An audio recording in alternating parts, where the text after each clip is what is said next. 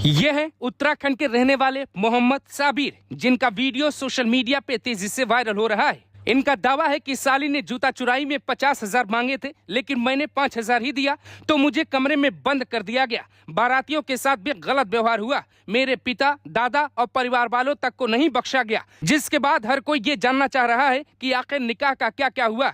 क्या तुरंत ही तलाक हो गया या इतने के बावजूद बिजनौर की दुल्हन को ससुराल ले जाया गया?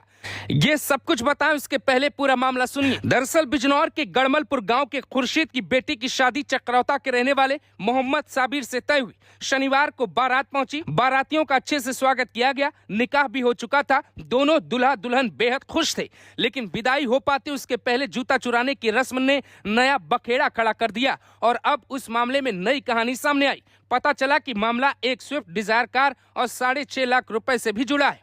वहां मौजूद लोग दावा करते हैं कि जूता चुराने वाली साली ने 50,000 रुपए की डिमांड की, जिसे सुन के दूल्हे ने जेब से 5,000 रुपए के नोट निकाले और उसे थमा दिए, पर लेते वक्त इनकार कर दिया और कहा कि भिखारी हो क्या एकदम। हंसी मजाक आमतौर पर शादियों में होती, पर इसी दौरान किसी ने ये कह दिया कि जो गहने दिए हैं वो भी सही नहीं। नतीजा हंसी मजाक वाली बातचीत बहस में तब्दील हो गई। दूल्हे को एक कमरे में ले जाया गया, जहाँ उसके साथ गाँव के ही 2 लड़कों ने जो किया उसे बयान करते हुए कैमरे पे भावुक उठता है और फूट फूट के रोता है। सर, मेरा नाम मोहम्मद साबिर है। क्या मामला है? सर, मैं शादी थी मेरी आज, मैं इनके घर आया था और जो छोटी सहरा होता है ना सर, वो सलामी, मैं उस पर गया तो साली ने 50,000 मांगे तो मैंने उनको 5,000 रुपए दिए। तो उन्होंने बोला, जो और लेडीज थी, कि अपने बात रखते तो भिखारी है, ऐसे करके बात करी। ठीक है सर। तो फिर उन्होंने आपस में झगड़े हुए इनके और फिर मैंने बोला कि मुझसे कोई गलती हो तो मैं हाथ पकड़ के माफी मांग लूंगा, अपने तुम्हारे सबके पैर पकड़ लूंगा, लड़की को भेज दो आप खुशी से बस। ठीक है। और ये इन्होंने फिर हमें रूम में अपनी बैठक में बंद करके हमारे वालिद साहब को, हमारे हाजी जी को, हमारे भाई को और हमारी भाभी को, हमारे भतीजे को, सबको मारा सर। बाहर से लड़के बुला रखे थे, जितने भाई थे सब ने मारा सर हमें।